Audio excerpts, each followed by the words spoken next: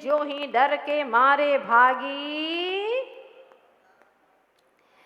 तब करुणा से आप्लावित दोनों नन्हे हाथों से सावधानी से पकड़कर कबूतर को ले आए। सुनाने लगे मंत्र नमोकार, धीरे धीरे फेरते हुए हाथ, करुणा से उसे निहार कर ज्वार के कुछ दाने डालकर कहने लगे कबूतर से, डरो मत, मैं हूं ना, खा लो इसे। वाह, पशुओं से भी मानव के जैसा व्यवहार करना ये कोई सामान्य व्यक्तित्व नहीं है, ये महान व्यक्तित्व का प्रमाण दे रहा है।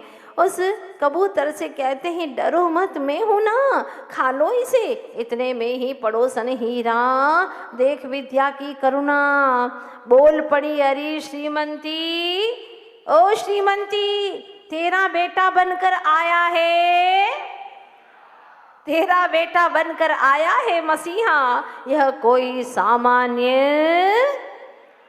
इसको कोई सामान्य नहीं आत्मा, दूसरा रूप है।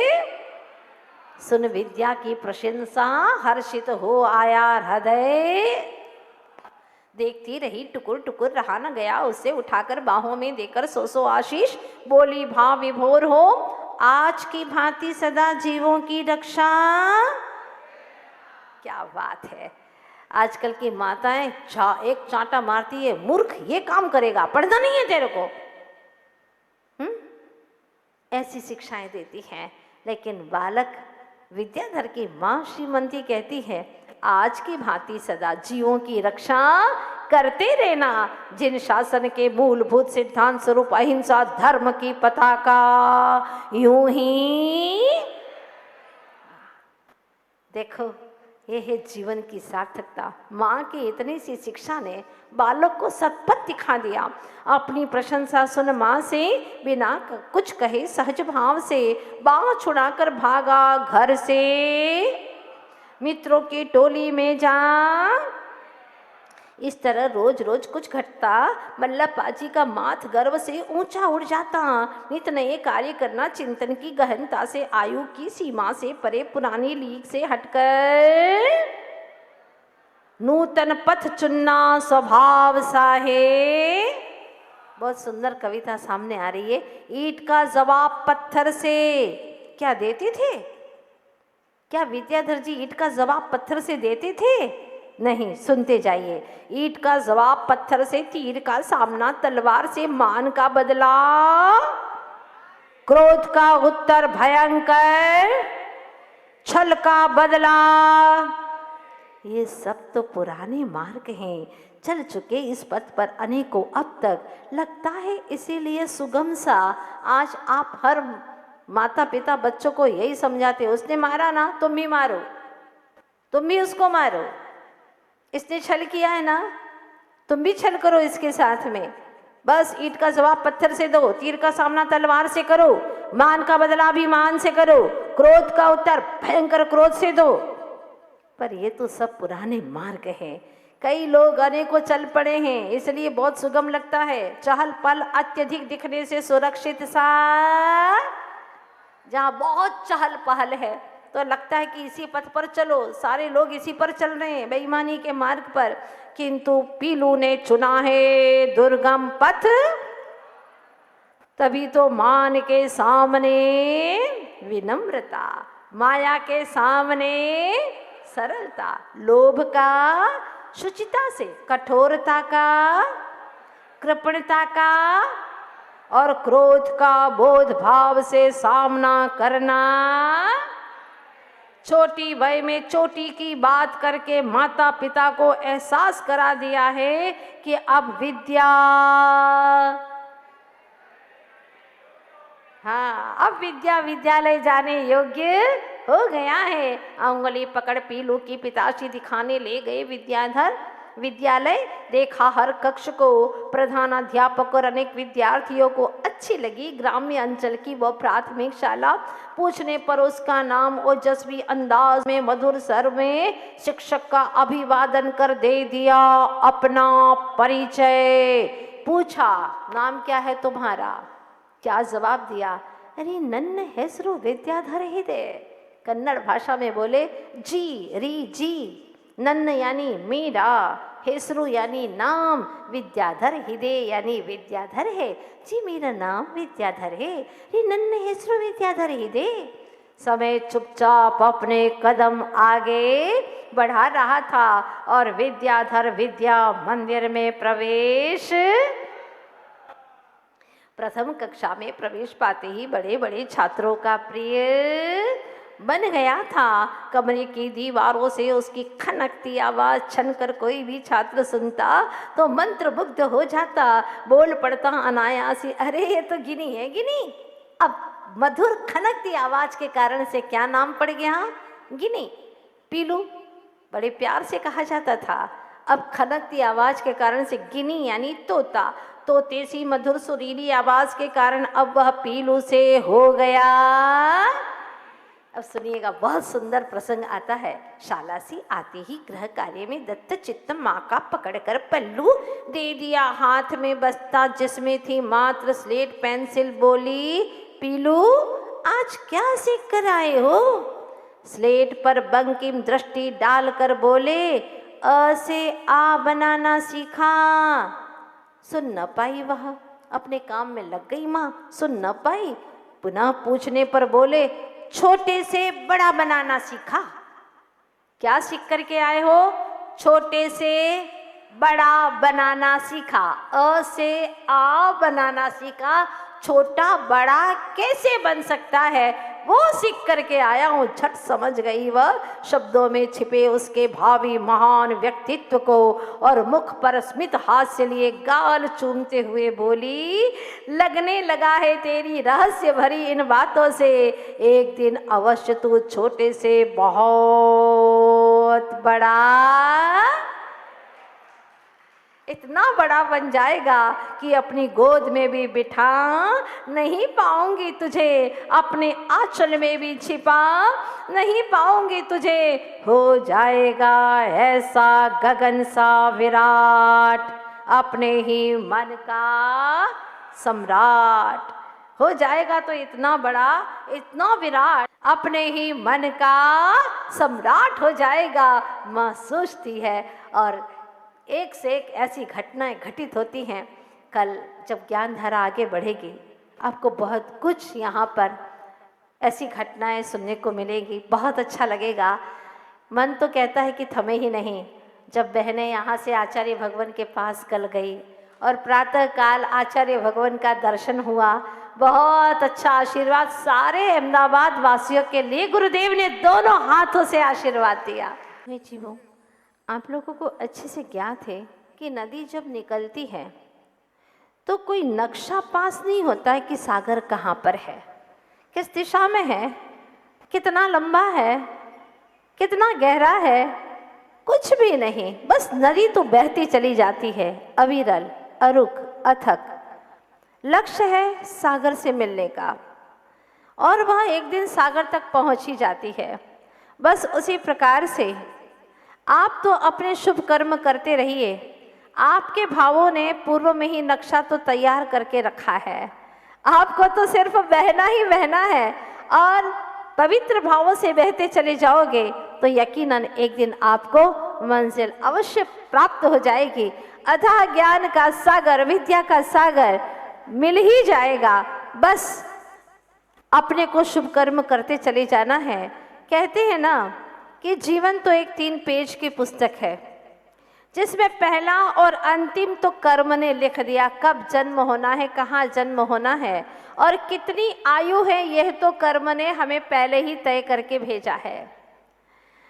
पर बीच का पेज पूरा खाली है, उसे हमें लिखना है, धब्बे नहीं करना है, अच्छे सुंदर राइटिंग में लिखना है जिसे हर कोई पढ़ सके, पढ़ करके उसे गौरव हो सके और हम भी शर्मिंदगी महसूस न करें। ऐसा कुछ लिखे अपने जीवन के इस बीच के पृष्ठ में, ताकि हमारा जीवन जीना भी सार्थक हो जाए, लगे कि हमने जीवन जिया है।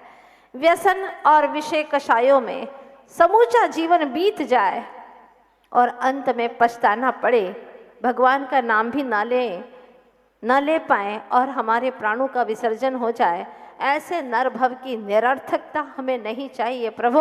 ये नर भव की सार्थकता चाहिए।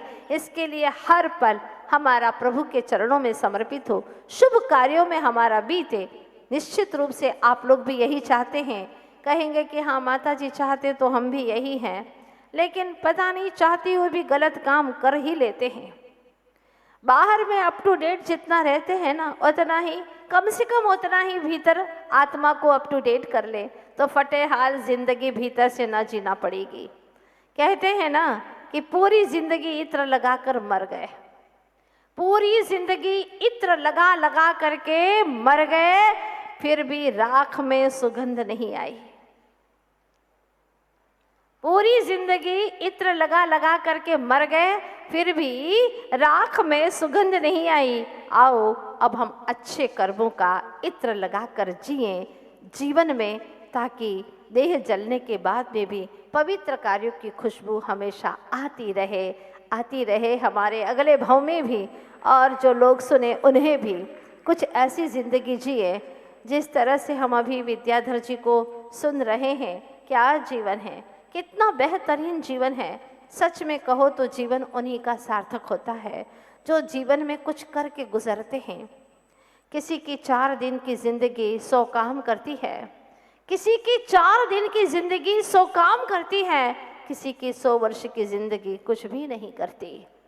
आते हैं भूभार बन कर के जीते हैं और ऐसे ही चले जाते हैं। बड़ी मुश्किलों से, न जाने कितने भवों के पुरुषार्थ से आज हम यहाँ तक आए हैं, और यूँ ही लौट करके न चले जाएं, इसका हमें पूरा पूरा ख्याल करना है। कल बालक विद्याधर स्कूल गए थे, माँ ने पूछा था बेटा क्या करके आए हो? माँ से क्या बोले थे विद्या? माँ छोटे से बड़ा बनाना सीखा है, मतलब अ से आ बनाना सीखा है। जब सुन नहीं पाई माँ, तो पहले तो उन्होंने यही कहा था कि अ से आ बनाना सीखा, लेकिन जब माँ सुन नहीं पाई तो फिर से कहते हैं विद्या माँ छोटे से बड़ा बनाना सीखा है। मतलब माँ समझ गई।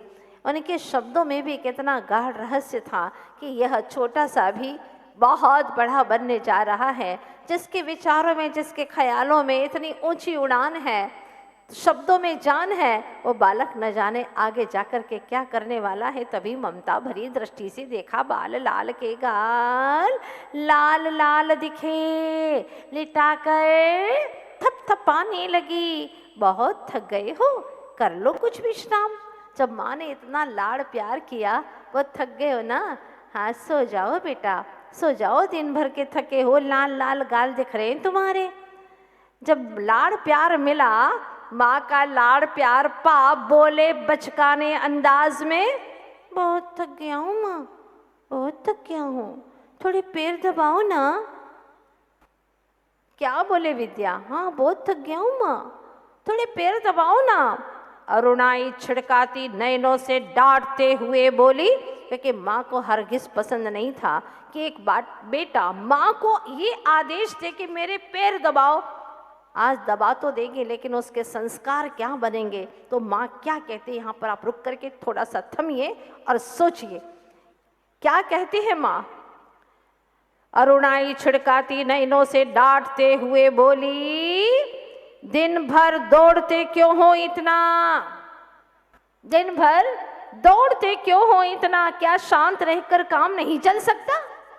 जरूरी है इतना दौड़ना, अनावश्यक अप्रयोजनभूत, ये क्या है? ये अच्छी बात नहीं है। आपने कभी नहीं डांटा होगा अपने बच्चे को। अप्रयोजनभूत शब्द, बिना काम के दौड़ते रहते हो, क्या शांत होकर के काम नहीं चल सकता?